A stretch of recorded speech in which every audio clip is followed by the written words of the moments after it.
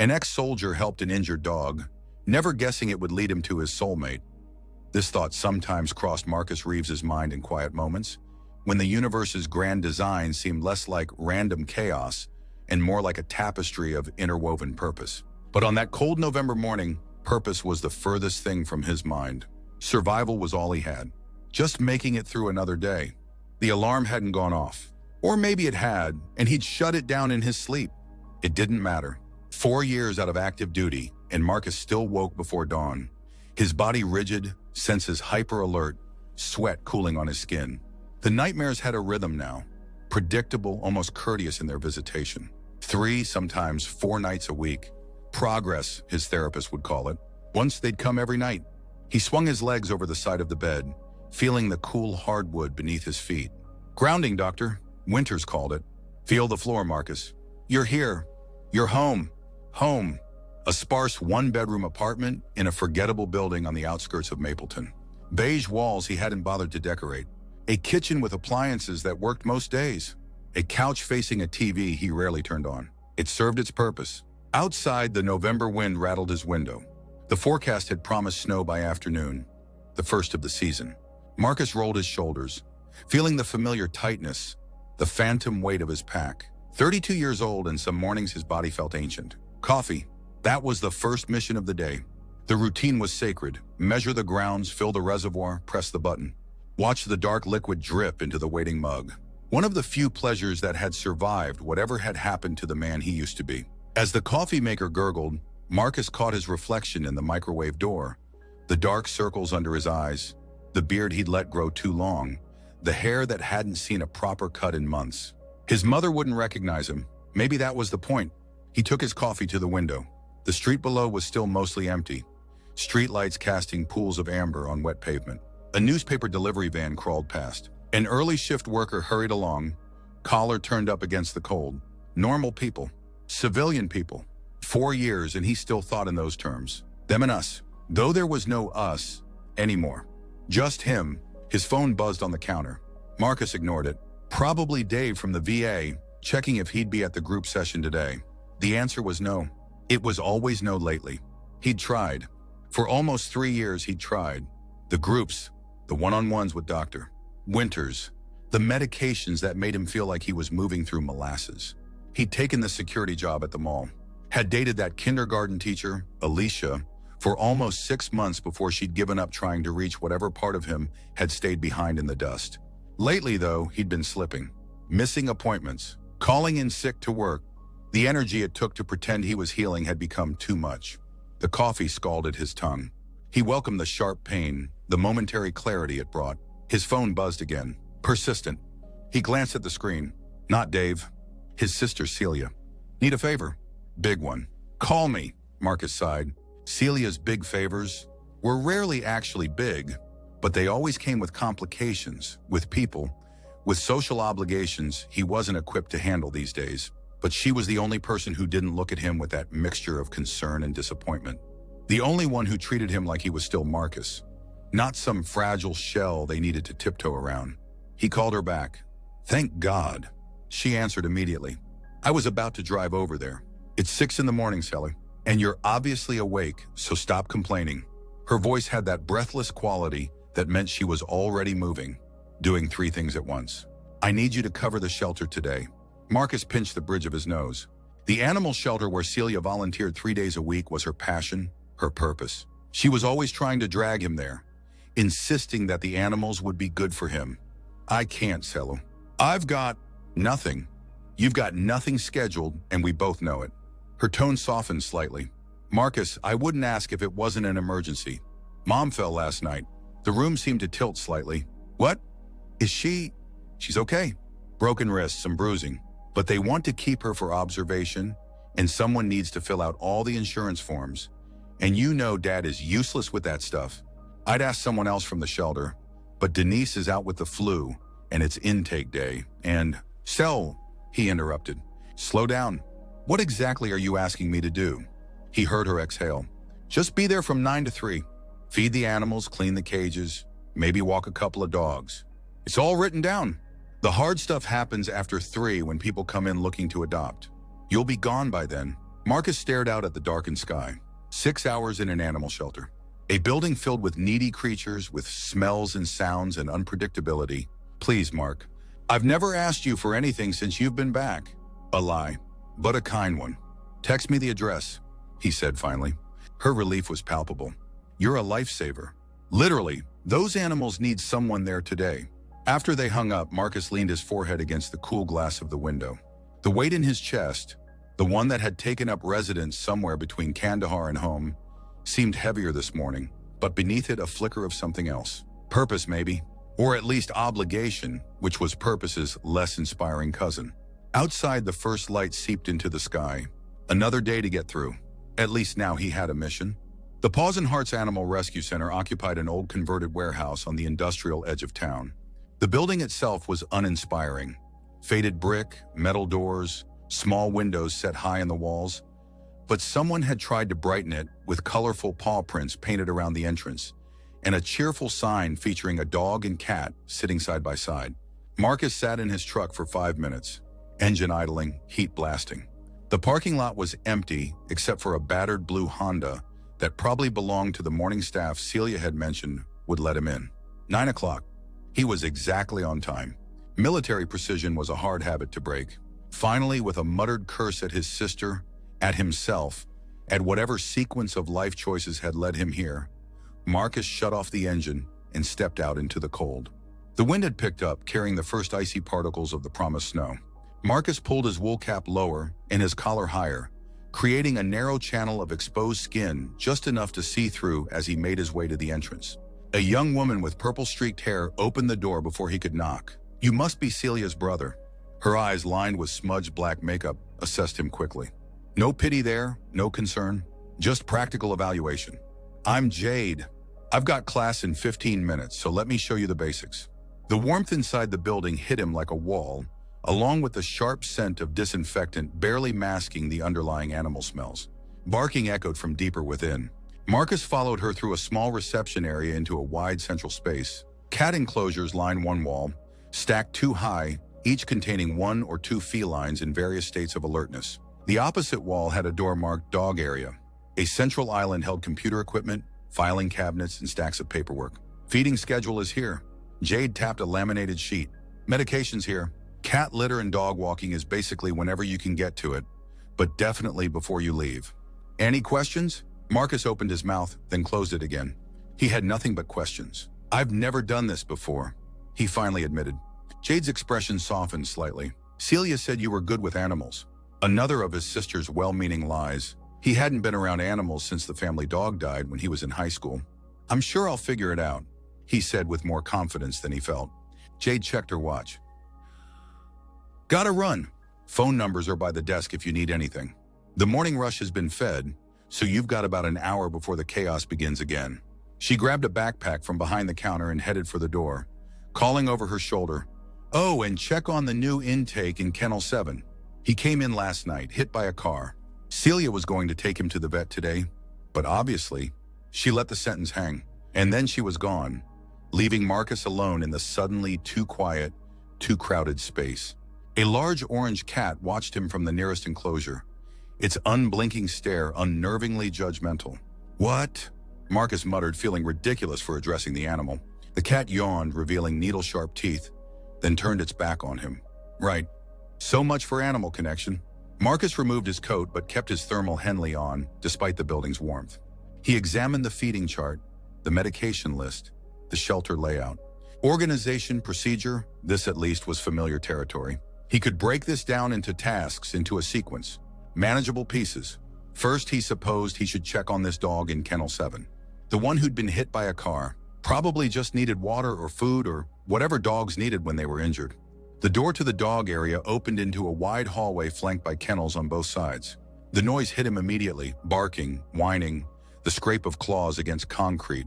Too many sounds, too much movement in his peripheral vision. Marcus felt his heart rate kick up, his breathing shorten.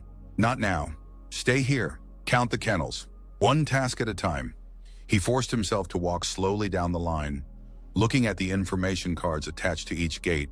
Most dogs rushed to the front of their enclosures as he passed, tails wagging, some barking with excitement, others watching silently with hopeful eyes. Kennel 7 was at the far end. Unlike the others, this enclosure was quiet. The overhead light was dimmed, and a thick blanket was draped over part of the chain-link door, creating a semi-private space. Marcus approached carefully, not wanting to disturb the injured animal. He peered through the gap in the blanket. At first, he wasn't sure what he was seeing. A bundle of dirty white and tan fur was curled in the corner on what looked like a cushioned bed. Only when it shifted slightly did Marcus realize he was looking at a medium-sized dog, its body so thin that each rib was visible even through the matted coat. But it was the dog's eyes that caught him. Deep amber, watching him warily from beneath a fringe of dirty fur. No excitement, no hope. Just exhausted wariness, as if the animal had long ago learned not to expect kindness. Marcus recognized that look. He'd seen it in the mirror more times than he cared to admit. There was a clipboard hanging beside the kennel. Marcus took it, eyes scanning the sparse information. Male shepherd mix, approximately 2 to 3 years. Found Route 16, no collar, no chip. Injuries, right rear leg, moderate. Possible internal, monitor. Status, hold for vet evaluation. Something in Marcus's chest tightened. He looked back at the dog, who hadn't moved except to track Marcus with those two knowing eyes. Hey, Marcus said softly before he could stop himself. Rough night, huh? The dog's ears twitched slightly, but otherwise he remained motionless. Marcus checked the feeding chart. Kennel 7 was listed as soft food only, fresh water, do not walk, minimal disturbance. He should move on, finish checking the other animals, start the feeding routine. That would be the logical progression of tasks. But something held him there, looking at the injured animal who somehow, against all reason, reminded him of himself. I'll be back, he told the dog, feeling foolish again for talking to an animal who couldn't understand him. With food. But as he turned to go, he heard a soft thump, the gentlest wag of a tail against the blanket. The morning passed in a blur of feeding, watering, and cleaning. Marcus moved mechanically through the tasks, referring frequently to Celia's detailed instructions. The animals seemed to sense his discomfort, most giving him a wide berth, accepting food and fresh water without the exuberance they might have shown a more familiar caretaker. All except the dog in Kennel 7, who hadn't eaten the soft food Marcus had carefully placed within reach.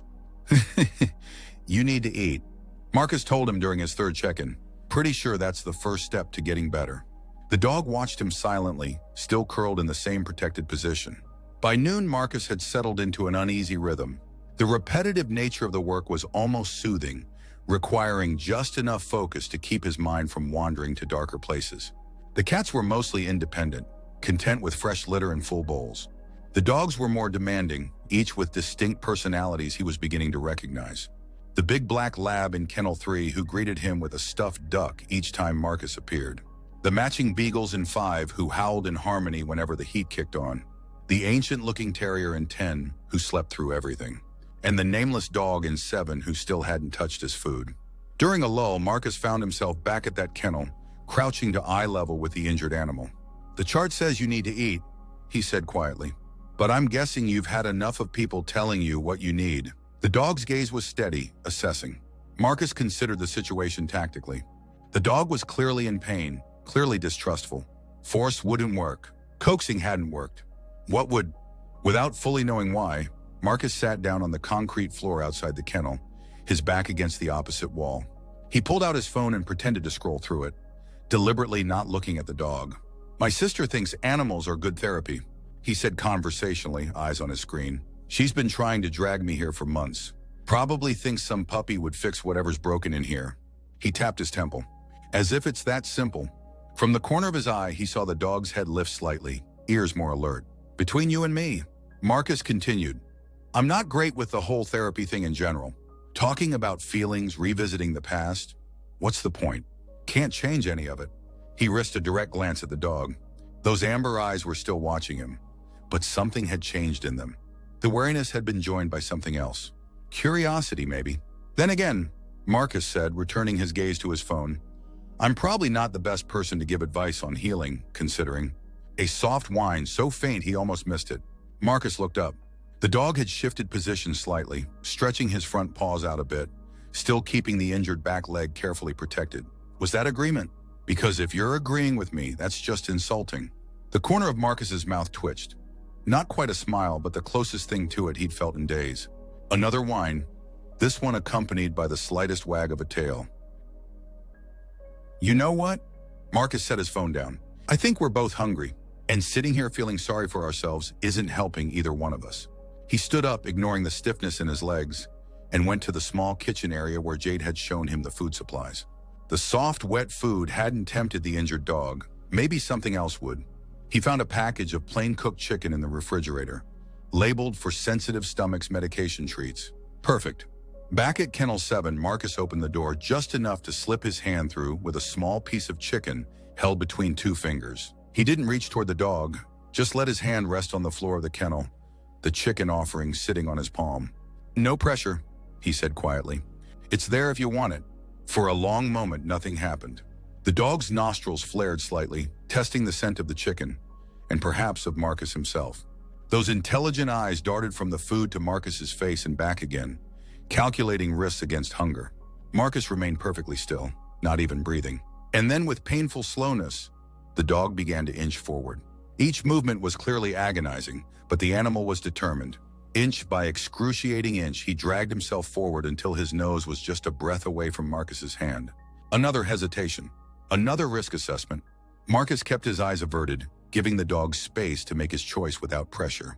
A warm breath against his fingers, the lightest touch of a cold nose, and then so gently Marcus barely felt it, the chicken was taken from his palm.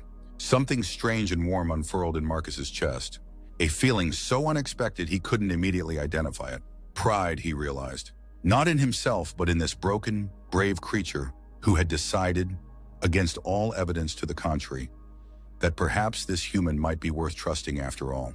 Good call, Marcus whispered, slowly withdrawing his hand. I think we might both survive this day after all. The afternoon developed its own rhythm. Marcus found himself talking more to the animals, especially to the dog in Kennel 7, whom he'd started mentally calling Soldier, a private name he'd never say aloud, too on the nose, too revealing of the connection he felt. He'd managed to coax Soldier into eating 3 more pieces of chicken, each time moving the food slightly closer to the kennel door, each time staying a little longer afterward.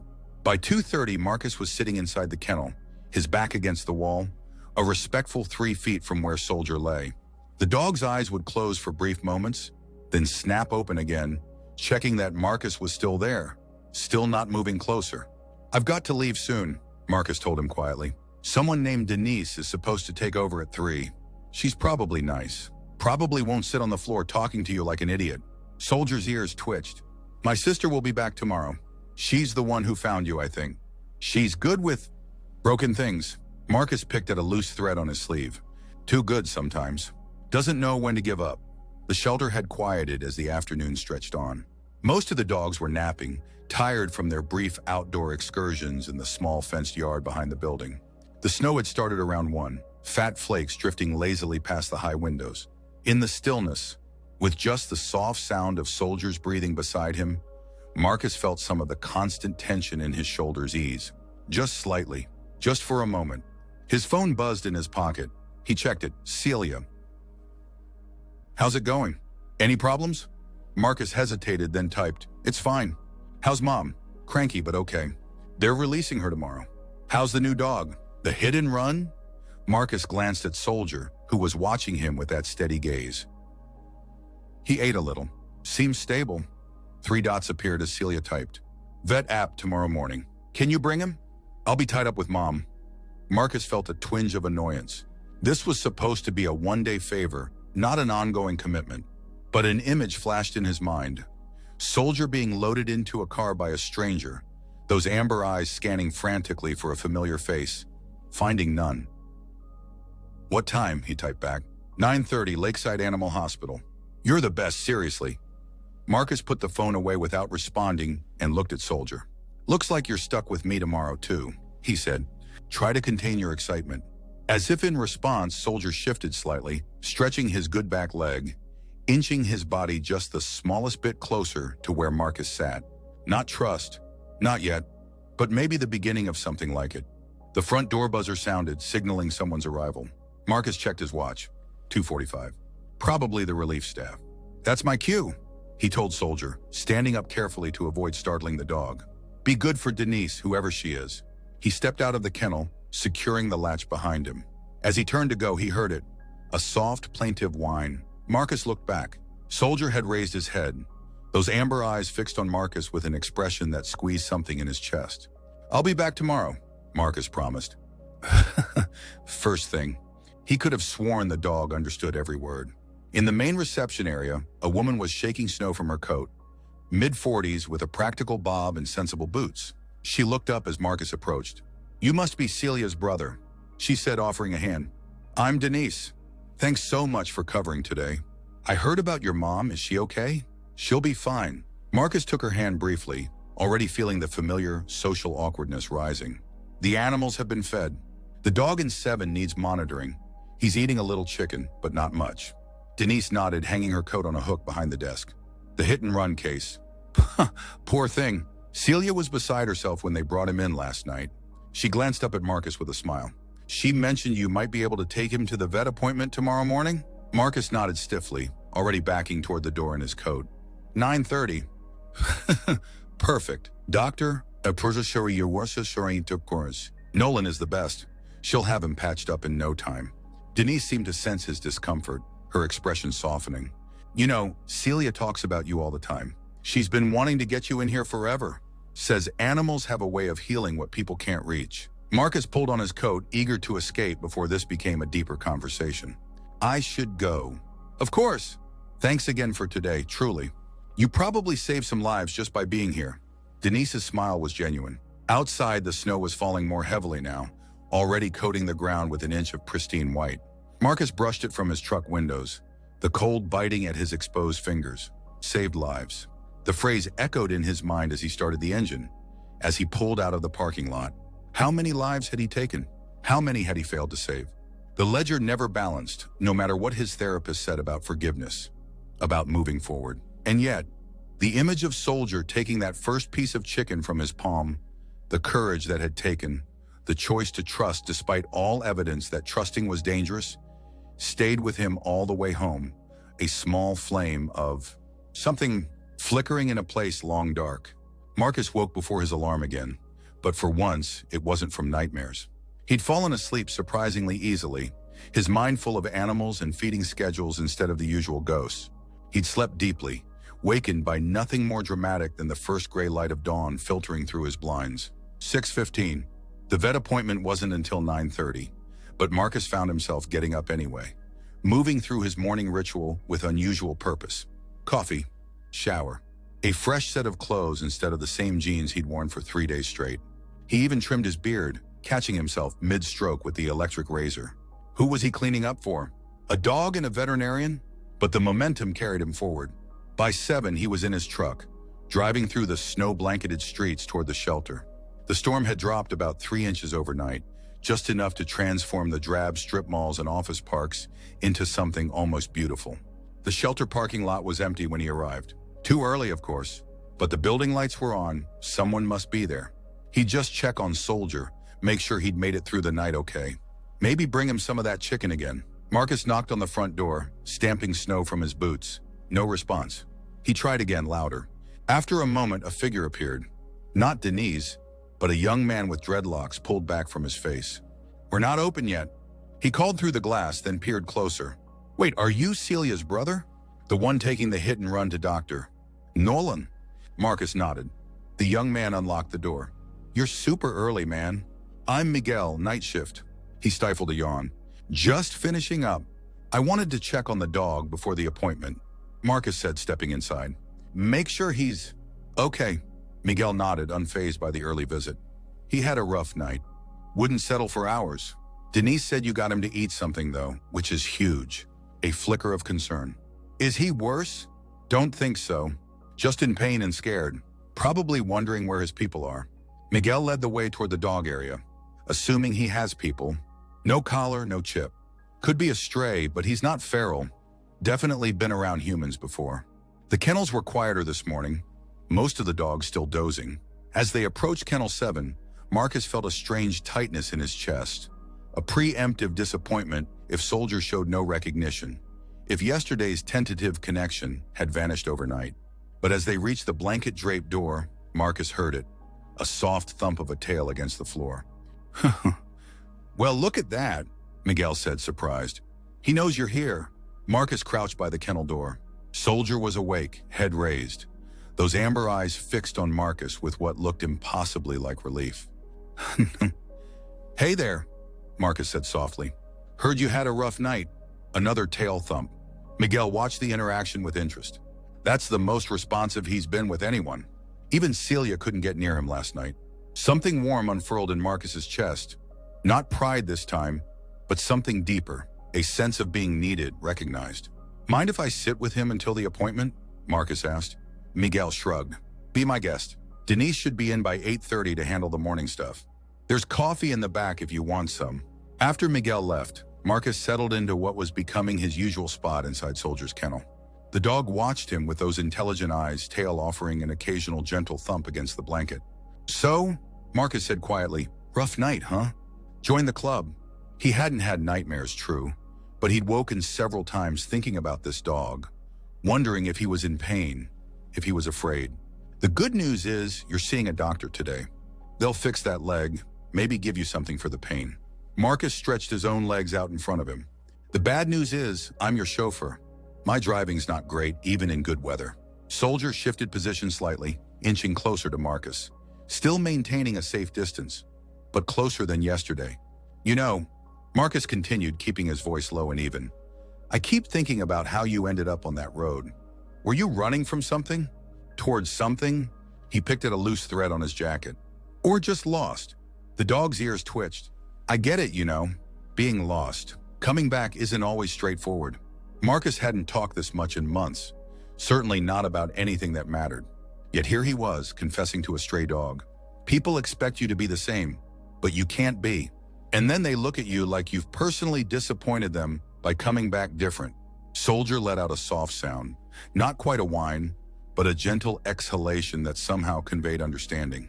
Yeah, Marcus agreed. Exactly. They sat in companionable silence until the shelter began to stir with morning activity. Denise arrived, clearly surprised to find Marcus already there, sitting in a dog kennel at 8 a.m. You didn't need to come so early, she said, though her smile was kind. I could have prepped him for transport. Marcus stood, brushing dog hair from his jeans. It's fine. I was up anyway. Well, thank you. I'll get you the carrier for transport and the paperwork doctor. Nolan will need. As Denise walked away, Marcus turned back to Soldier. Road trip time. I'll try to avoid potholes. The process of getting Soldier into the carrier was more complicated than Marcus had anticipated. The dog was clearly in pain, reluctant to move, and distrustful of the plastic carrier despite Marcus's gentle coaxing. We could sedate him, Denise suggested, watching Marcus's increasingly frustrated attempts. No, Marcus said firmly.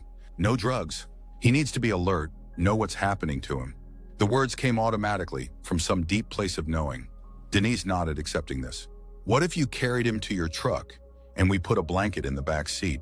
He seems to trust you enough not to bolt, and it might be less traumatic. Marcus considered this. Worth a try.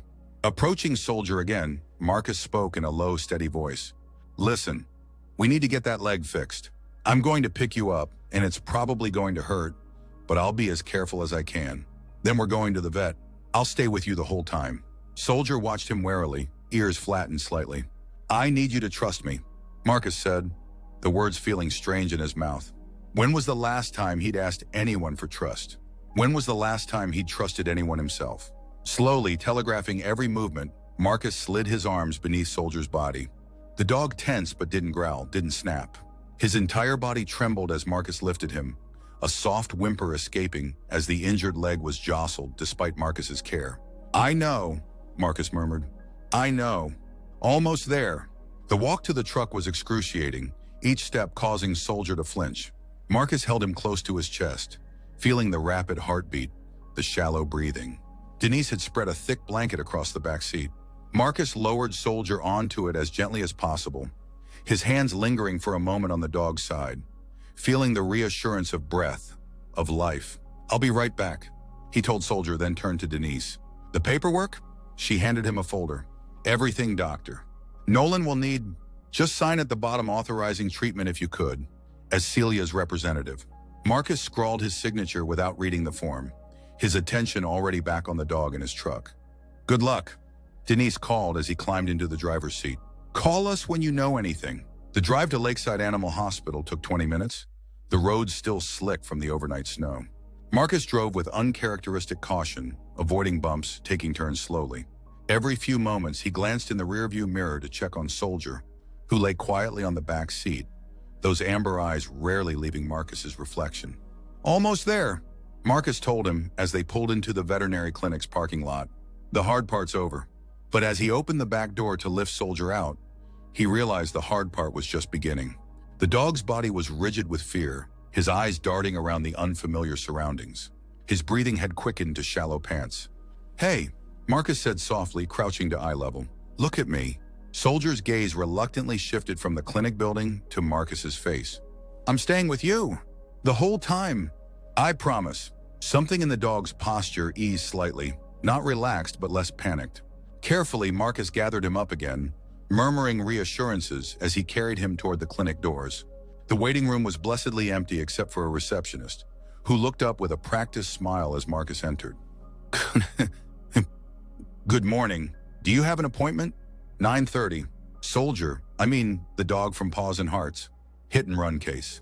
The receptionist nodded, checking her computer. "Yes, doctor. Nolan is expecting you." "And his name is Soldier?" Marcus felt heat rise in his face. "No, that's just... He doesn't have a name. Not officially." "I see." She smiled again. "Why don't you have a seat?" "Doctor, Nolan will be with you shortly." Marcus settled into a chair, still cradling Soldier against his chest. The dog's trembling had increased, his nose working overtime processing the clinical smells. "It's okay," Marcus told him quietly. "Vets are the good guys. Like medics, you know. Not always gentle, but they put you back together." The door to the exam rooms opened, and a woman in a white coat stepped out. "Paws and Hearts hit and run?" she called, then spotted Marcus and Soldier. "Ah, there you are, doctor." Nolan was younger than Marcus had expected, maybe early 30s, with dark hair pulled back in a practical ponytail and intelligent eyes behind simple glasses. She approached carefully, observing Soldier's body language. "I'm Dr. Nolan," she said, her voice gentle but not condescending. "And who do we have here?" "He doesn't have a name," Marcus said. "Not officially." "Dr. Tamarni Wasser." Nolan nodded, her eyes never leaving Soldier. "But you call him something, I'm guessing." "It helps to use a name he might respond to during the exam." Marcus hesitated. "I've been calling him Soldier. Just in my head." Something flickered across Dr. Nolan's face, surprise, maybe recognition. "Soldier?" she repeated. "That fits him. Strong, resilient." She met Marcus's eyes briefly. "You can bring him back to room 3. The exam room was small but well equipped, with a metal table in the center. "Doctor, Nolan indicated Marcus should place Soldier there, but the dog clung to him, suddenly frantic at the prospect of separation. "It's okay," Marcus soothed, trying to detach himself without causing more pain. "I'm not leaving." "Doctor." Nolan observed the interaction with interest. "He's bonded to you quite strongly for such a short acquaintance." "I don't know about that," Marcus said, finally managing to place Soldier on the table while keeping a hand on his side for reassurance. "I just met him yesterday. Sometimes that's all it takes." "Doctor, Nolan washed her hands at a small sink. "Animals have excellent instincts about people." She approached the table, moving slowly. "Now let's see what we're dealing with, Soldier." The examination was thorough, and from Soldier's perspective, clearly unpleasant. "Doctor." Nolan checked him all over, gently probing his injured leg, palpating his abdomen, examining his eyes, ears, and mouth. Throughout it all, Marcus kept a hand on Soldier's neck, murmuring encouragement. Only once did Soldier growl, when Dr. Nolan touched a particularly sensitive spot on his injured leg. She backed off immediately, giving him a moment before continuing more gently. "Good news," she said, finally straightening up. "I don't think there's any significant internal injury, and the leg isn't broken, just a severe sprain and some deep tissue bruising. He's dehydrated and underweight, but otherwise remarkably healthy considering what he's been through." Relief flooded through Marcus. "So he'll be okay?" "With proper care, yes." "Doctor, just second." Nolan began making notes on a tablet. "I'd like to give him some fluids today, pain medication, and an anti-inflammatory. Then he'll need rest, a special diet to build his strength back up, and limited movement for at least 2 weeks." Marcus nodded, absorbing the information. "And then he goes back to the shelter?" "Doctor." Nolan glanced up from her tablet. Ideally, he'd recover in a foster home. Shelters are stressful environments, and stress slows healing. A foster home, Marcus repeated, the words feeling strange in his mouth. Yes, usually a volunteer who can provide a quiet environment, administer medications, and monitor recovery. Dr. Nolan's gaze was steady. Celia didn't mention arrangements for aftercare. Is there a foster lined up? Marcus stroked Soldier's fur absently, feeling the two prominent ribs beneath the matted coat. I don't know. I'm just filling in for my sister today. Doctor, Nolan nodded, returning to her notes. Well, let's get him feeling better for now and worry about the rest later. I'll need to take him to the treatment area for the fluids and first round of medications. You're welcome to wait out front. Soldier's head came up at this, amber eyes fixing on Marcus with what could only be described as panic. Actually, Marcus heard himself say, I'd prefer to stay with him, if that's possible. He's pretty anxious. Doctor, Nolan seemed to consider this for a moment, then nodded. Unusual, but not against protocol. So, come with me. The treatment area was larger, more clinical, with several metal tables and various machines. A veterinary technician looked up in surprise as Dr. Nolan led both Marcus and Soldier in. Julie, this is Soldier and... I'm sorry, I didn't catch your name. Marcus Reeves. Marcus is going to stay with Soldier during treatment. He's from Paws and Hearts. The technician nodded, though her expression suggested this was not standard procedure. For the next hour, Marcus remained at Soldier's side as doctor. Nolan and Julie administered fluids through an IV, gave injections for pain and inflammation, and cleaned some minor wounds. Soldier endured it all with stoic resignation, his eyes rarely leaving Marcus's face. He's being very brave. Doctor, Nolan commented as she removed the four. Most dogs who've been through trauma like this wouldn't be nearly as cooperative. He's a good soldier, Marcus said quietly, scratching behind the dog's ears.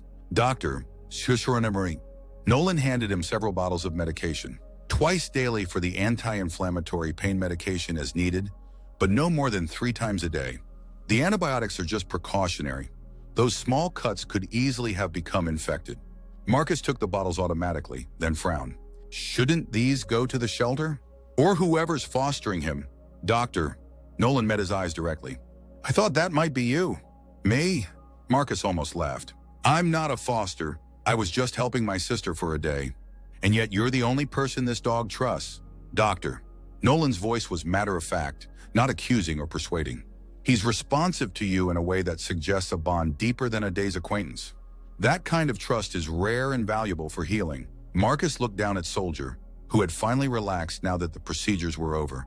His head resting on his paws, eyes heavy with medication, but still watching Marcus. I don't know anything about taking care of a dog, he said, the excuse sounding weak even to his own ears. The medications are straightforward. Keep him quiet, make sure he eats and drinks, let him out to relieve himself on a leash a few times a day. Doctor, Nolan was writing on a prescription pad. Here's my direct number if you have any concerns. Doctor, Nolan, Sarah. She corrected, handing him the paper with her number. Sarah, Marcus repeated. I live alone, in an apartment. I have no experience with animals. I'm probably the least qualified person to foster a recovering dog.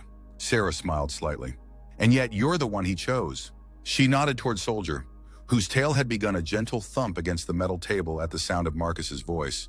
Animals, especially those who've been through trauma, develop very accurate radar for safe people. He doesn't care about your apartment size or your experience level. He cares that you make him feel secure. Marcus felt something shift inside him, a tectonic movement of some internal plate he'd thought was permanently fixed.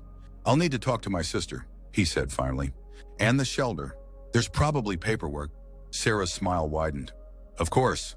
But something tells me they'll be thrilled to have someone willing to take on a special case like Soldier. As if understanding every word, Soldier's tail thumped harder against the table. The sun was high by the time Marcus pulled into his apartment complex, Soldier dozing in the back seat, the effects of the pain medication in full force. The call with Celia had been predictably enthusiastic. Her delight at Marcus volunteering to foster Soldier had almost vibrated through the phone. The shelter had emailed forms for him to sign electronically, and Denise had sent a care package of dog supplies with her effusive thanks. It had all happened so quickly, this sudden responsibility, this commitment. Marcus turned off the engine and sat for a moment, hands still on the wheel, wondering what the hell he was doing. He'd barely been taking care of himself for the past 4 years. How was he supposed to care for another living being? A soft whine from the back seat drew his attention. Soldier had woken up, those amber eyes blinking sleepily at him through the rearview mirror. "Yeah, okay," Marcus said softly. "Let's get you inside." The process of carrying Soldier up to his second-floor apartment was awkward, but manageable. The dog was lighter than he should have been, his frame thin beneath the fur. Marcus held him carefully, mindful of the injured leg, as he fumbled with his keys. Inside, he stood uncertainly in the center of his barren living room. Where should a dog sleep? The couch? The floor? He hadn't thought to ask for a dog bed among the supplies.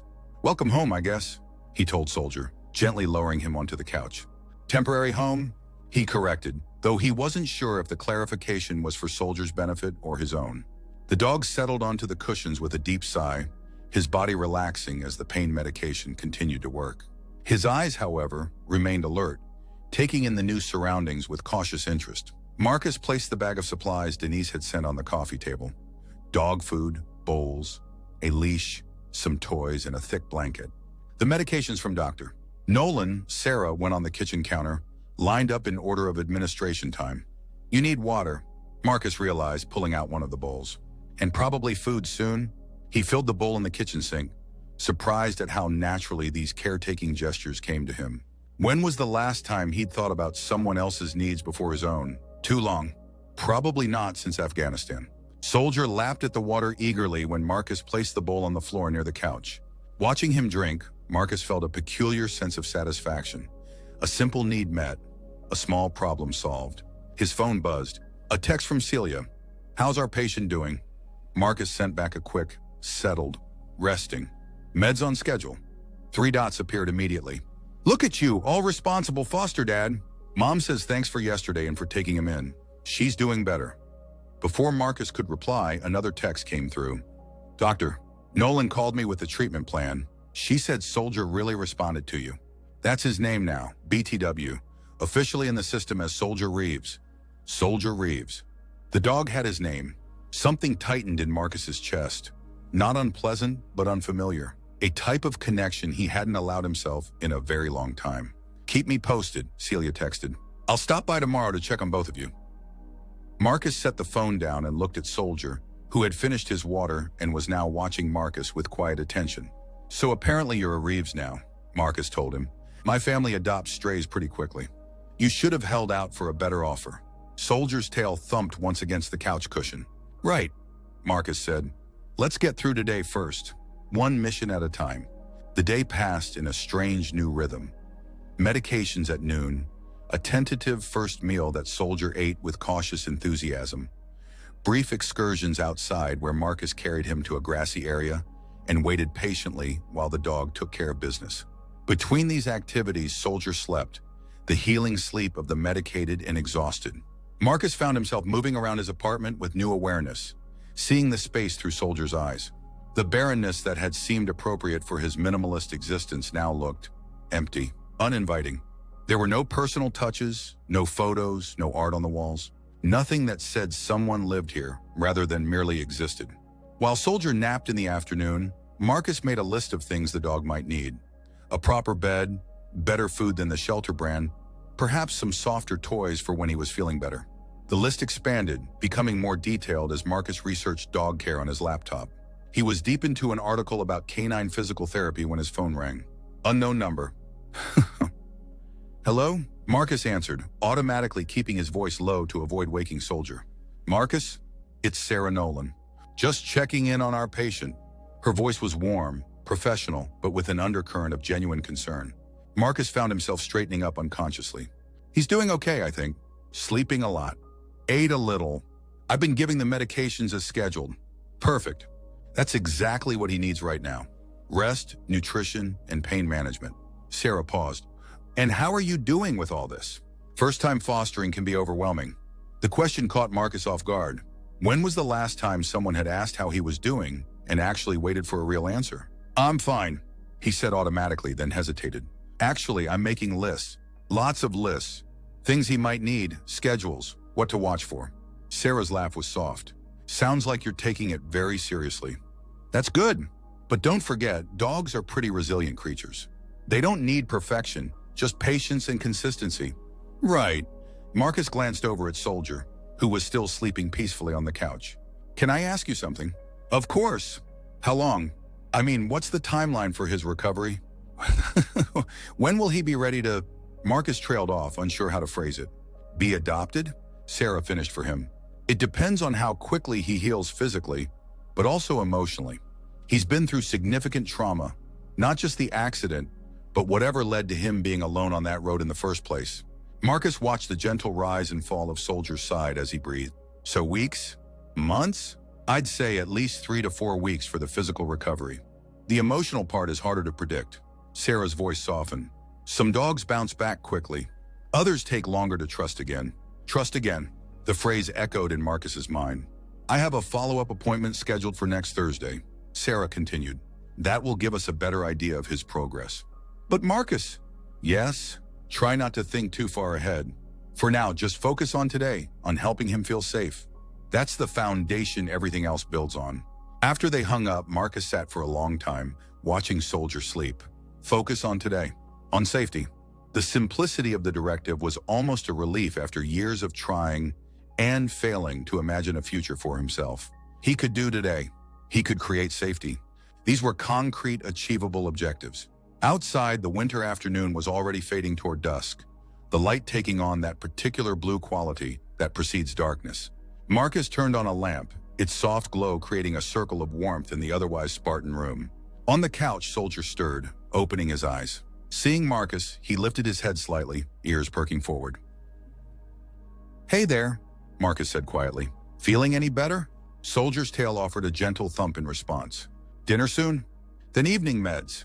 Marcus moved closer, sitting on the floor near the couch so he was at eye level with the dog. We're going to be okay, you know. Both of us. One day at a time. Soldier watched him with those intelligent amber eyes that seemed to understand far more than they should. Then with careful movements, he inched forward on the couch until his nose just barely touched Marcus's hand. The lightest gesture of trust, of connection.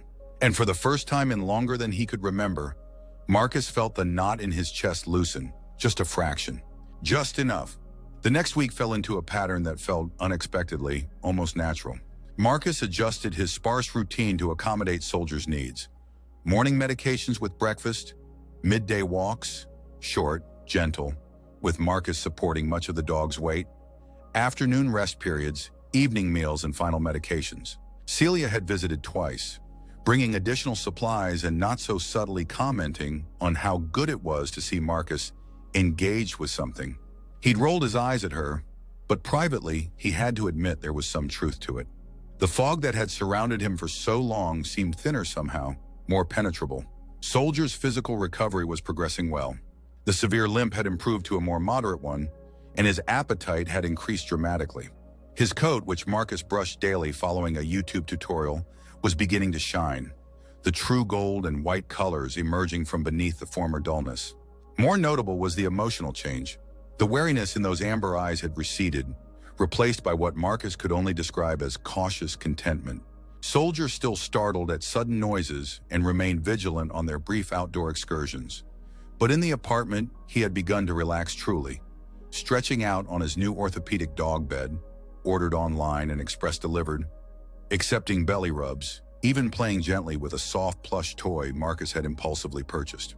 On Tuesday, Marcus found himself doing something he hadn't done in months, setting an alarm to wake early, creating a task for the following day that wasn't strictly necessary for survival. He'd planned to take Soldier to a quiet park several miles away, where they could sit in the morning sun, perhaps attempt a slightly longer walk on the soft grass. The prospect of this simple outing filled him with an anticipation that was almost uncomfortable in its unfamiliarity. Anticipation required hope, and hope had been in short supply in Marcus's life for a very long time. The alarm woke him at 6. For once, he hadn't been awake before it, hadn't been jolted from sleep by nightmares.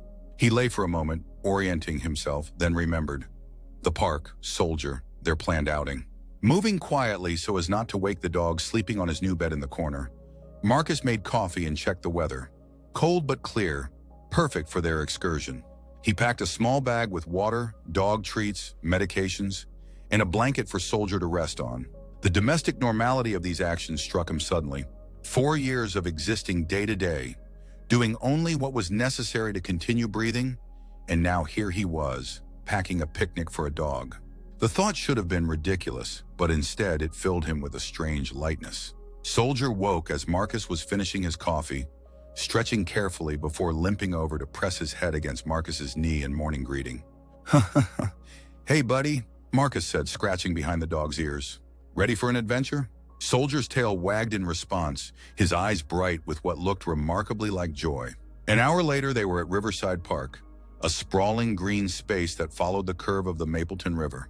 The early hour and weekday timing meant they had the place almost to themselves. Just a few joggers in the distance and an elderly couple walking a small terrier on the far path. Marcus found a sunny spot on a gentle slope overlooking the water. He spread the blanket and helped Soldier settle onto it, the dog's expression one of curious delight at this new experience. "Not bad, right?" Marcus said, sitting beside him. "Much better than that concrete yard at the shelter." Soldier sniffed the air appreciatively, his nose working overtime to process all the new scents. His posture was alert but not tense, interested rather than afraid. The morning sun cast long shadows across the grass, the light still holding that golden quality that would disappear as the day progressed. Marcus leaned back on his hands, face turned toward the warmth, and allowed himself to simply exist in the moment. The quiet park, the gentle sound of the river, the solid presence of the dog beside him. "Marcus? Marcus Reeves?" The female voice startled him from his reverie. Marcus turned to see a woman approaching across the grass, recognition dawning as she came closer. "Doctor, Sarna Werneturindam." Sarah Nolan, dressed in running clothes, her dark hair pulled back in a ponytail, cheeks flushed from exertion or the morning chill. "Sarah," he said, surprised to find himself not immediately retreating into the social awkwardness that usually overwhelmed him in unexpected encounters. "I thought that might be you," she said, smiling as she reached them. "And Soldier, look at you, out enjoying the sunshine." Soldier's tail thumped in greeting, his recognition of Sarah evident in his relaxed posture. "We're having a bit of an outing," Marcus explained, feeling oddly self-conscious. His legs seemed stronger, so I thought some fresh air might be good. Sarah nodded approvingly, crouching to examine Soldier more closely. "He looks wonderful. The improvement in just a week is remarkable." She glanced up at Marcus. "You must be doing everything right." Marcus felt a flush of unexpected pride. "He's doing all the hard work.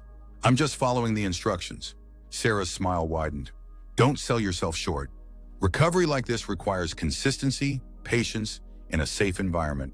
She scratched under Soldier's chin, the dog leaning into her touch. "You created that for him." The simple praise warmed Marcus in a way he couldn't quite explain. "Do you run here often?" he asked, gesturing to her athletic clothes. 3 mornings a week, usually. It's my sanity time before a day of barking patience." Sarah straightened up. "What about you? Is this your usual park?" Marcus shook his head. "First time, actually. I don't get out much." The admission slipped out before he could censor it. More honest than he typically allowed himself to be with near strangers. Something about Sarah's direct gaze made prevarication seem pointless. "Well, you picked a good one."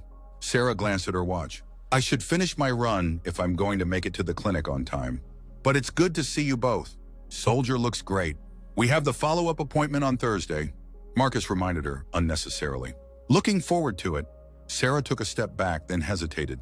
"You know, I finish around 6 on Thursdays. There's a dog-friendly cafe near the clinic. Paws and Brew.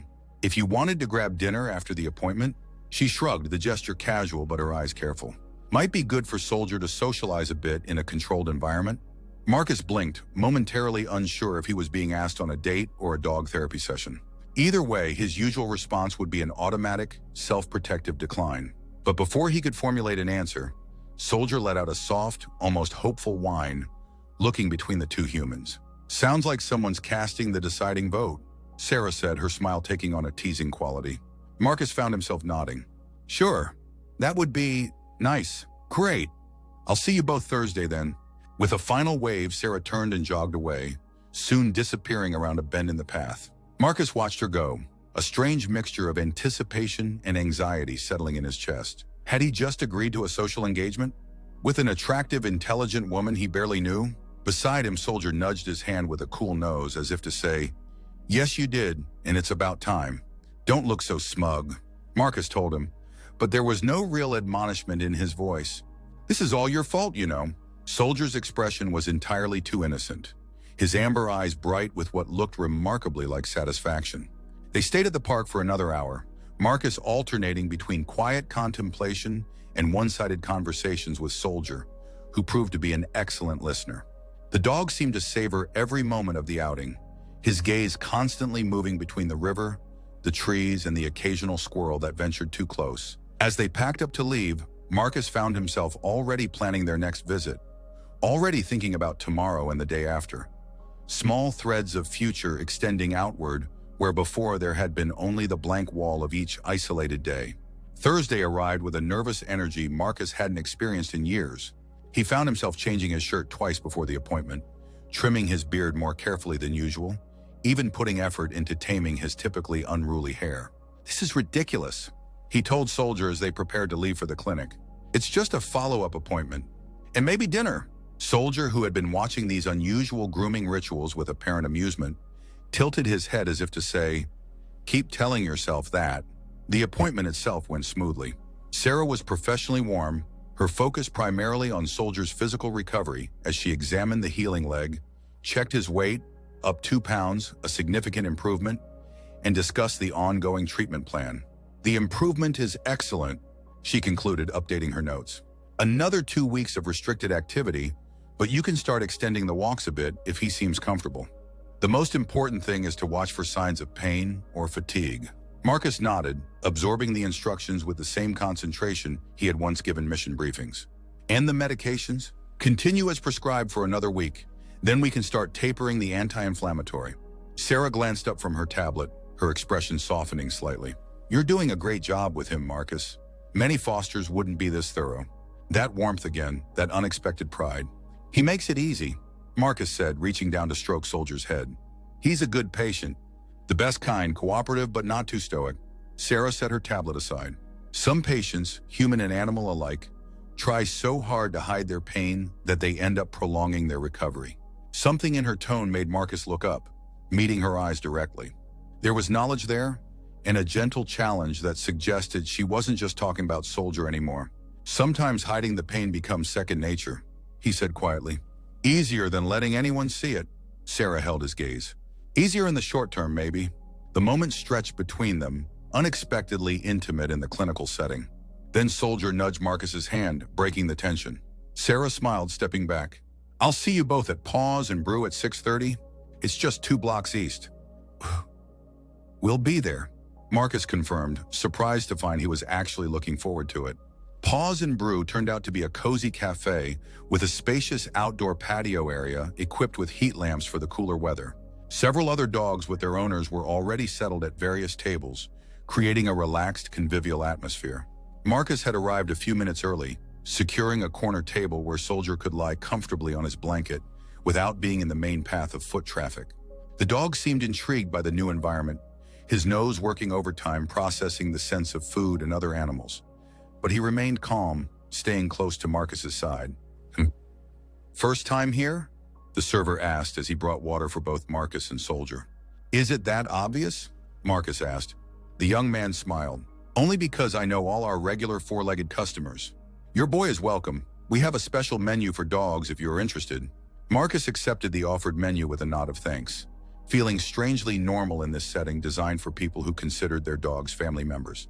A week ago, he would have found the concept of dog menus ridiculous.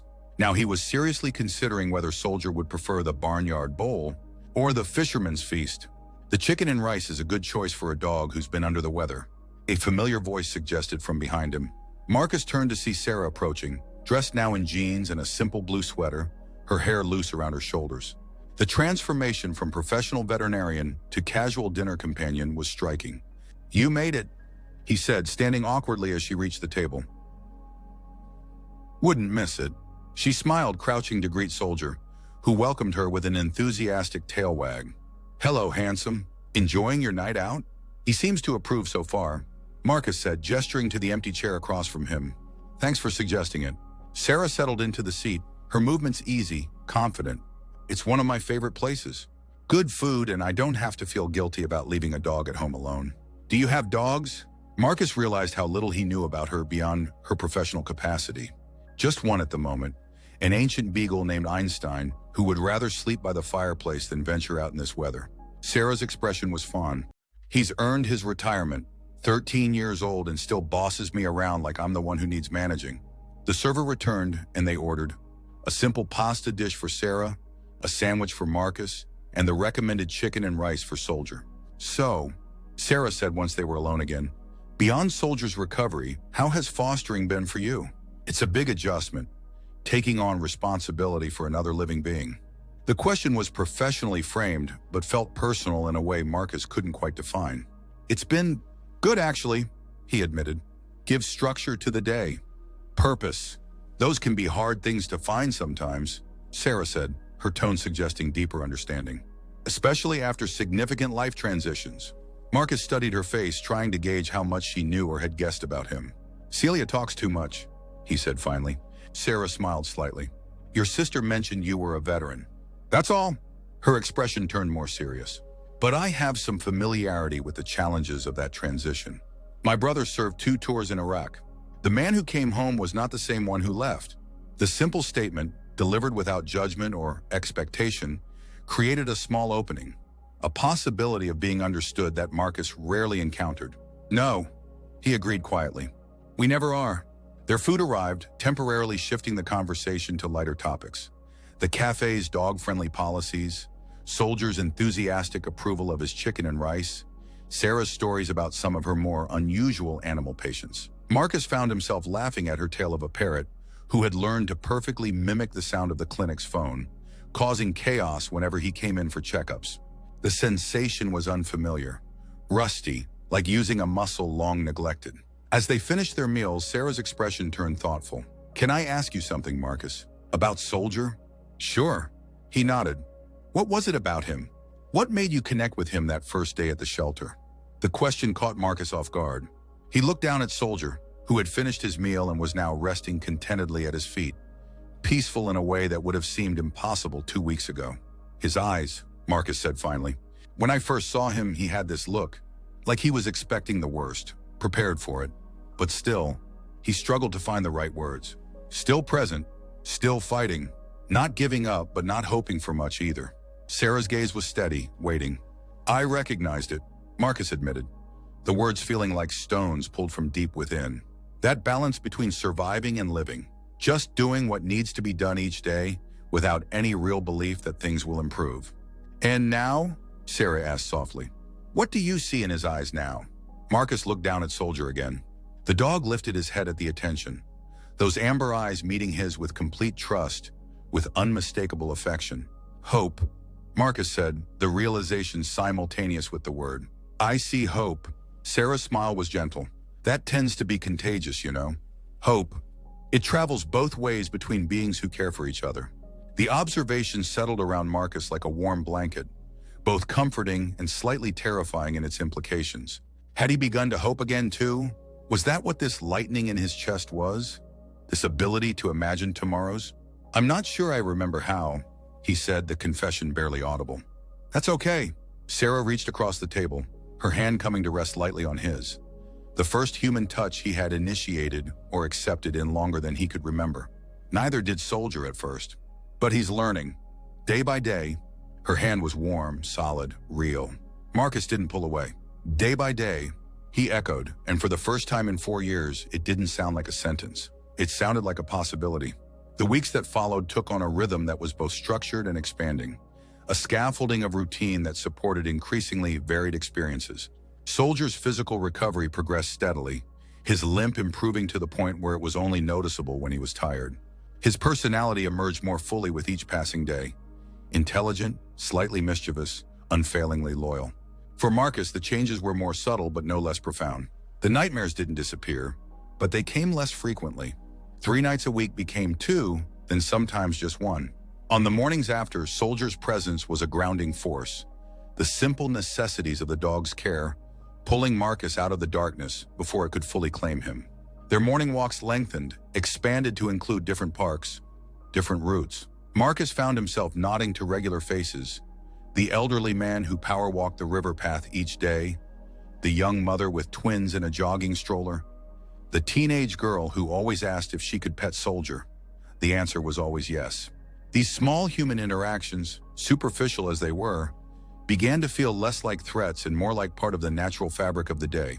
Marcus still carried his vigilance, still scanned for exits and potential dangers, but the constant high alert had dialed back to a more manageable awareness. Sarah became a regular presence in their lives, first through Soldier's follow-up appointments, then through occasional dinners at Paws and Brew, and eventually through more personal connections. A Saturday hike in the foothills with her beagle Einstein joining them, a quiet evening at her small house, watching a documentary about ocean conservation while the dogs dozed at their feet.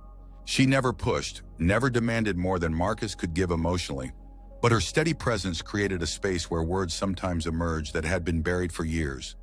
Fragments of his experiences, glimpses of the weight he carried. She listened without trying to fix, without platitudes, just witnessed, which was its own kind of healing. It was after one such evening, driving home with a sleeping Soldier in the back seat, that Marcus's phone rang. Celia's name flashed on the screen. "Hey, Sel," he answered, keeping his voice low. "Hey, big brother." Her voice had that particular tone, the one she used when she was about to ask for something, but wanted to be casual about it. "How's our superstar patient?" "Doing great. Almost no limp now, weight's good. Full of energy." "That's amazing. You've done wonders with him." A brief pause. "So?" "About that, here it came." Marcus waited. "The shelter's adoption coordinator called today. There's a family interested in Soldier. They saw his profile on the website. He's kind of become our poster boy for recovery cases, you know?" Marcus's hands tightened on the steering wheel. "A family?" "Yeah. Couple with 2 kids, big fenced yard in the suburbs. Previous dog experience. They sound perfect on paper." "Perfect on paper." The words echoed hollowly. "They want to meet him this weekend," Celia continued, her tone carefully neutral. "Of course, as his foster, you'd be there to help with the introduction, answer their questions about his personality." "This weekend," Marcus repeated, his voice distant to his own ears. "Unless that doesn't work for you, of course. We could schedule for—" "No," Marcus interrupted. "I mean, I need to think about this, Sally." A pause. "Think about what exactly?" Marcus pulled into his apartment complex, parking in his usual spot but not turning off the engine. In the back seat, Soldier stirred, blinking awake at the cessation of movement. "I don't think I'm ready to." Marcus trailed off, unsure how to articulate the sudden hollowness in his chest, the sense of impending loss. "Marcus," Celia's voice softened, "are you saying you want to keep him?" The question landed like a stone dropped in still water, ripples of realization expanding outward. Did he want to keep Soldier? The dog had been a temporary responsibility, a favor to his sister, a rehabilitation project. Marcus had understood from the beginning that this arrangement was finite, that Soldier would eventually go to a real home, but somewhere along the way the lines had blurred. The apartment had gradually accumulated dog toys, a permanent bed in the corner, special food in the cabinet. More than that, Marcus had begun to structure his life around Soldier's needs and routines, not as an obligation, but as the natural order of things. "I don't know," he said finally, honestly. "Maybe." "Yes." Celia's intake of breath was audible. "That's it." "Wow, Mark.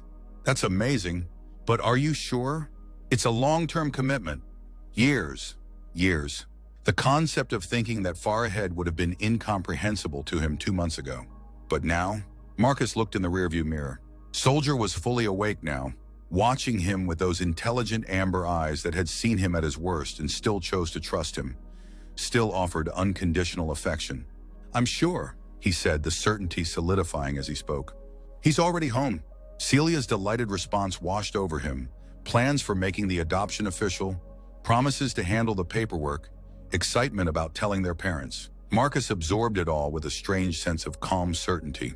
When he finally ended the call and turned off the engine, he sat for a moment in the quiet car, processing what had just happened, what he had just committed to. "Well," he said to Soldier, who had moved to press his nose against the gap between the front seats, "looks like you're stuck with me." He reached back to scratch behind the dog's ears. "Poor decision-making on your part, but I'm not going to argue." Soldier's tail thumped against the seat, his expression one of complete contentment. Inside the apartment, Marcus moved through the evening routine with a sense of permanence that was both weighty and liberating. This was not a temporary arrangement, not a favor with an endpoint. This was his life now, their life together. As he prepared for bed, Marcus found himself thinking about Sarah, wondering what she would say about this development. Would she be surprised? Supportive? Was this decision, the decision to build his life around caring for another being, a step forward or a lateral move? Another way of avoiding deeper healing? These thoughts followed him into sleep, but for once, they weren't accompanied by the usual undercurrent of dread. Instead, there was something that felt almost like anticipation, a genuine curiosity about what came next. The nightmares came that night, as they sometimes still did. But when Marcus jolted awake at 3 a.m., heart pounding, sweat cooling on his skin, he wasn't alone in the dark. Soldier was there, already alert, pressing his warm body against Marcus's side, offering the simple comfort of presence. "It's okay," Marcus whispered, wrapping an arm around the dog's solid form. We're okay." And for the first time, he believed it might actually be true. The adoption became official on a crisp March afternoon, almost exactly 2 months after Marcus had first met Soldier at the shelter. The paperwork was minimal. Celia had handled most of it in advance, but the shelter staff had insisted on making it an occasion, complete with a blue "Adopted" bandana for Soldier and a small celebration with cupcakes and coffee. "This is ridiculous," Marcus muttered to Sarah, who had taken her lunch break to join them for the occasion. "It's just paperwork." "It's a commitment," she corrected gently. "Those deserve to be marked." She was right, of course. Though Soldier had been living with Marcus for weeks, there was something significant about making it official, about declaring to the world and to himself that this connection was permanent, chosen, deliberate. Denise presented him with a certificate and a gift bag of dog treats, her eyes suspiciously bright. "We always hoped you two would end up together. From that very first day, there was something special between you." Marcus accepted the certificate awkwardly, uncomfortable with the attention, but touched nonetheless. "Thanks for taking a chance on me. I know I wasn't exactly prime foster material. You were exactly what he needed," Denise said firmly, "and maybe vice versa." Outside, after the goodbyes and well wishes, Marcus, Sarah, and Soldier paused in the parking lot. "Well, it's official," Sarah said, smiling. "No backing out now. Wouldn't dream of it."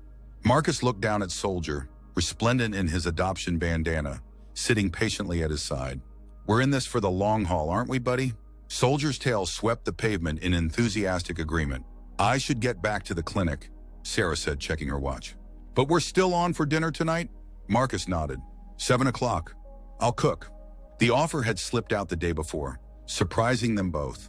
Marcus hadn't cooked a proper meal for anyone in years, but suddenly he had wanted to create something in his home for Sarah, for the three of them to share. "Looking forward to it," Sarah said, her smile warming her eyes.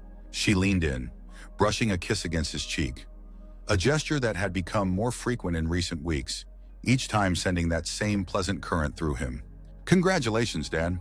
As she walked toward her car, Marcus touched his cheek lightly, still marveling at how natural these moments of connection had become, how the fear of closeness had gradually been replaced by something warmer, something hopeful. "Come on," he told Soldier. "We've got shopping to do if we're going to impress her tonight." The meal was simple: grilled chicken, roasted vegetables, a good bottle of wine. But the act of preparation felt significant. Marcus moved around his kitchen with purpose, following a recipe he'd found online, surprising himself with how much he enjoyed the process. The apartment had changed in subtle ways over the past weeks. Dog toys were scattered throughout the living room. A framed photo of Soldier at the river park, taken by Sarah, sat on the bookshelf. New throw pillows on the couch, a rug that tied the room together, curtains that actually matched the walls, small touches that had accumulated naturally, transforming the space from a place he merely existed into a home he was building. When Sarah arrived, her appreciation was evident in her expression as she looked around. "The place looks great," she said, handing him a small bouquet of wildflowers. "These are for you, or for Soldier. Whoever wants them more." The gesture was so unexpected, so normal, that Marcus found himself laughing. "I think he'll let me have them this time," he said, taking the flowers. "Though he's been expanding his territory lately. Caught him on the couch yesterday when he thought I wasn't looking." "The privileges of permanent residence," Sarah said, crouching to greet Soldier, who welcomed her with his usual enthusiasm. "Isn't that right, handsome? Now that you've got the papers, you're making yourself at home." Dinner was relaxed, conversation flowing easily between topics. Sarah's workday, Marcus's recent decision to inquire about part-time work at a local veterans outreach center, Soldier's budding friendship with Einstein during their weekend playdates. It was only as they were finishing the meal that Sarah's expression turned more serious.